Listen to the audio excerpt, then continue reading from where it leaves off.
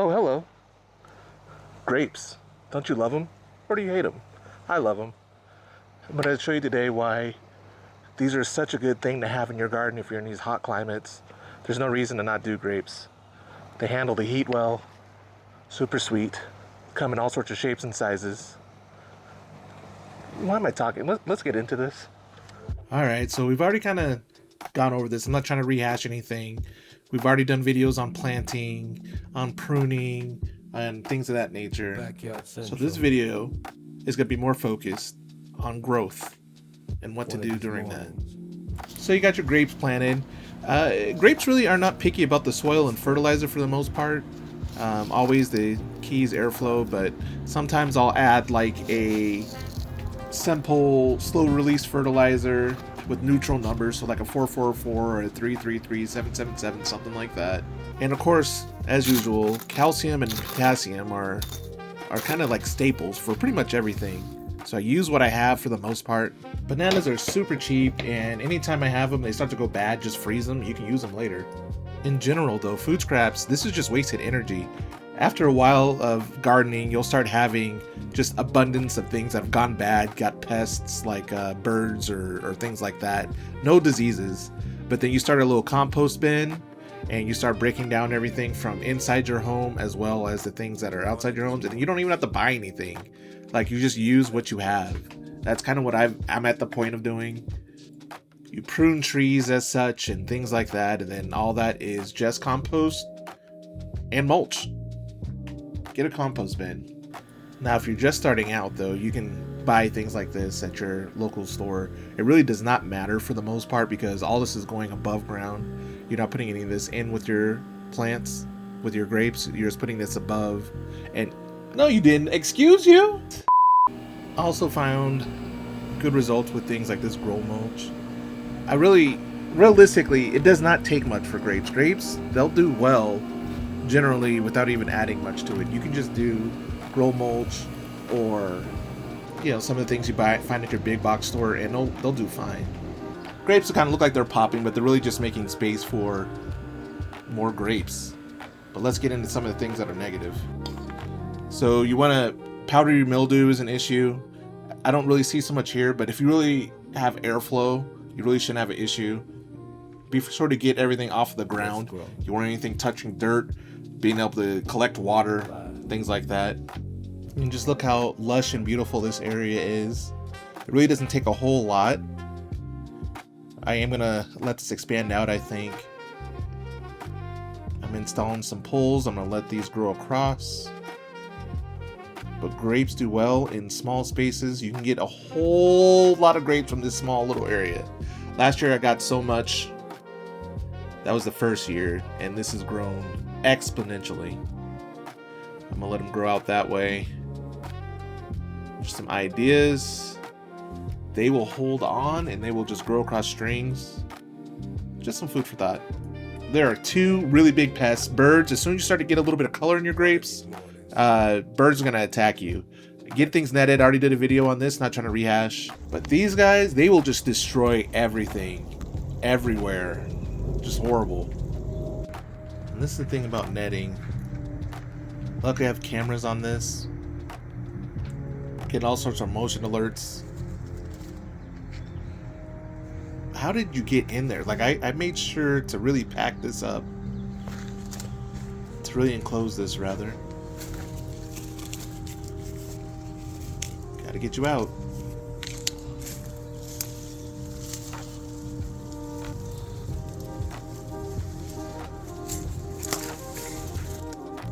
Like, you really want these dang grapes.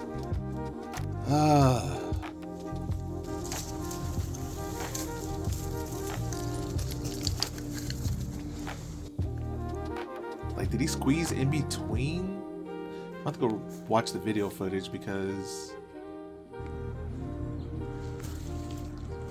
this is by far the most annoying. Let's grow. Just goes to show you though, if you get this sort of netting, like, you have to keep an eye on it, unless you just want dead birds in your stuff, because they'll get in and they can't get out.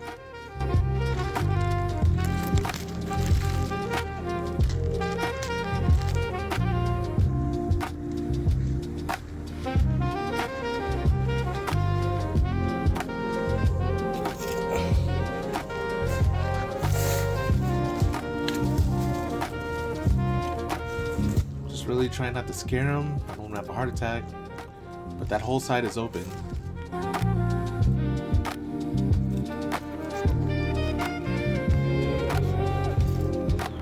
One of these mornings, let's grow. 5. Maybe I just leave that open and give him a second. I don't want to hurt the little guy.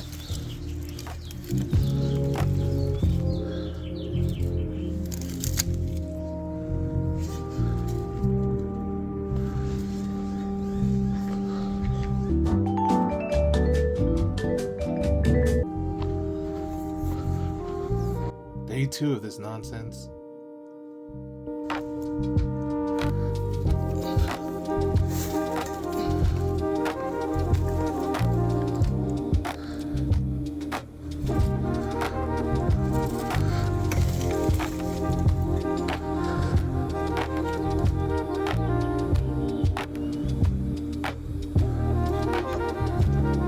How?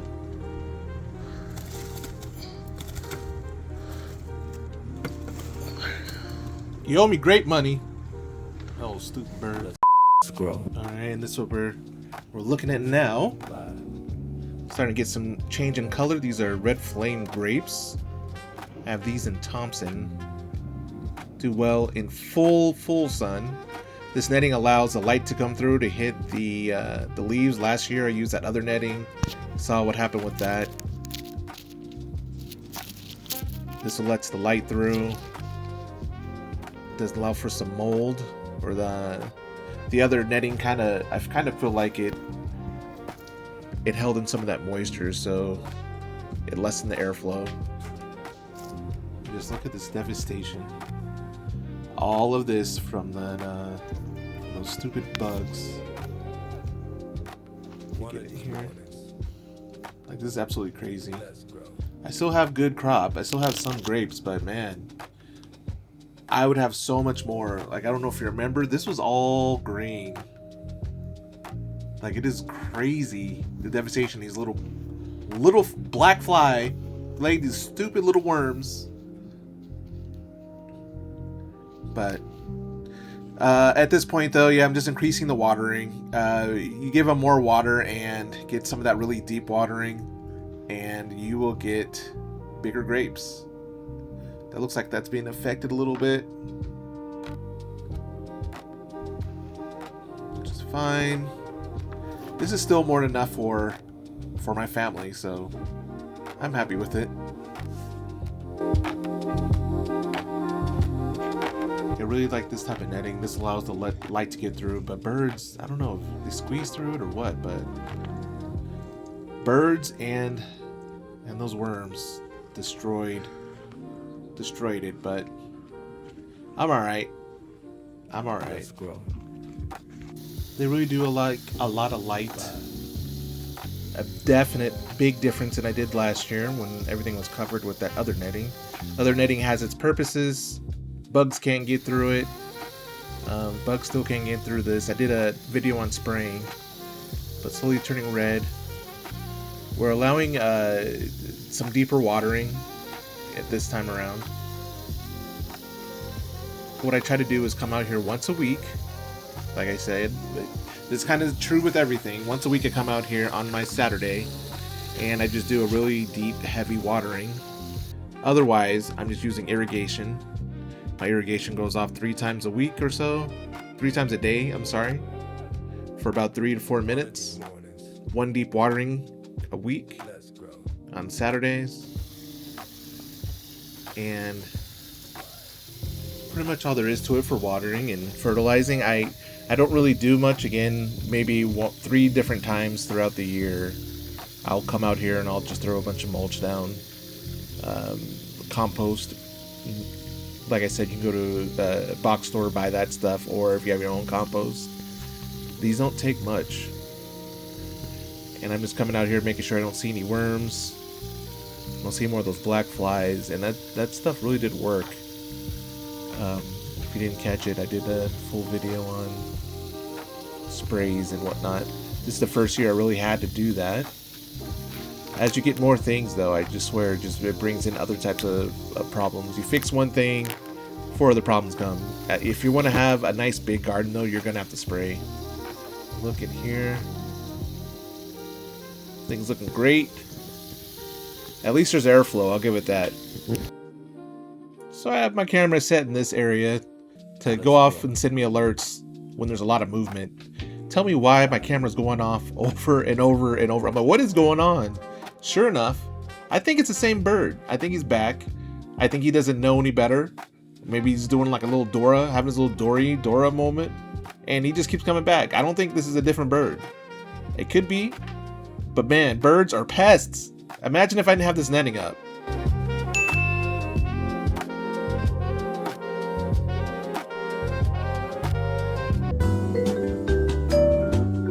Guys, we're over 100 degrees outside. Handling it well. Yet another Saturday, another deep watering. And look how big these grapes are getting. This is what I like to see. Look at it getting that dark, deep burgundy color. Right now, I see a lot of people picking theirs. I'm not going to. The longer you leave them on here, you'll get so sweet. But there is a stage where you can get kind of like a sweet tardiness. Like sweet and tart. The longer you leave them on here, the darker they'll get. The more juicy though. The more that the fruit will get sweeter. And what happens is if you start watering, so the content of a grape, let's say, it's gonna have a certain amount of sugar. So let's say that sugar is 100%, but the liquid ratio in the grape is probably at, let's say, 10%. You water it more and more, that sugar will stay the same, yet that content of water will get larger and larger. So you're kind of almost diluting in a way. You're not really diluting, but you the more you water, the bigger the grape will be, and it won't be so unnecessarily sweet. Like there's a good sweet, and then I feel like there's unnecessary sweet. Like you eat these and it's just like candy. I don't want mine to be that sweet. So I personally want to water it more, get the grape to be bigger. Not like Sam's Club bigger, just bigger. Like I don't want it to look all fake, but there's definitely a point when it's just like so good.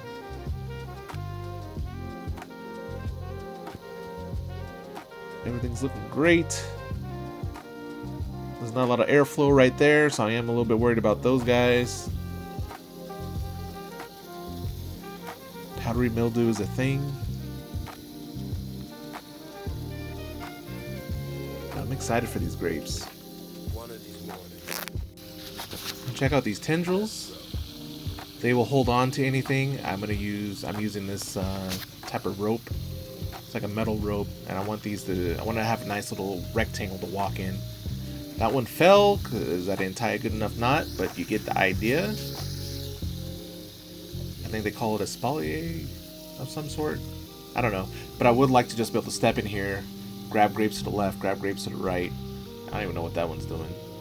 Having the time of its life. This is that sweet tart stage. Not super deep, not super dark. Also, kind of saw some powdery mildew, so I didn't want it to be attached. A little bit sus. So I'm picking these. I'm gonna get them washed off, of course. And then I have some other ones. They look a little sus to me, so I clipped them off. Also want a little snack. And they don't ripen all at once, so you can come out here and you can just eat as you go. Grapes have a long hang time. I'll be picking on these over a month or so. Let's grow. All right. This is what you're looking for. You want that deep burgundy. The longer you leave them on here, the sweeter they're gonna be. Check that out.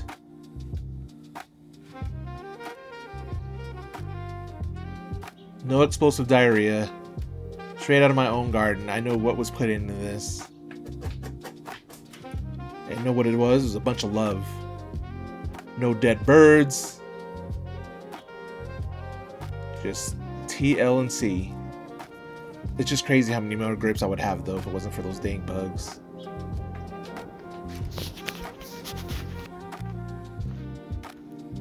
Back out here again. Letting them hang, you guys. Just let them hang till they turn super burgundy. Let's grow. I think it's time though that some of these could be picked. So let's get some of this netting moved. Get in here. Get some of these. Like, those are not ready. But these ones that are up here getting more of that sun, we're ready.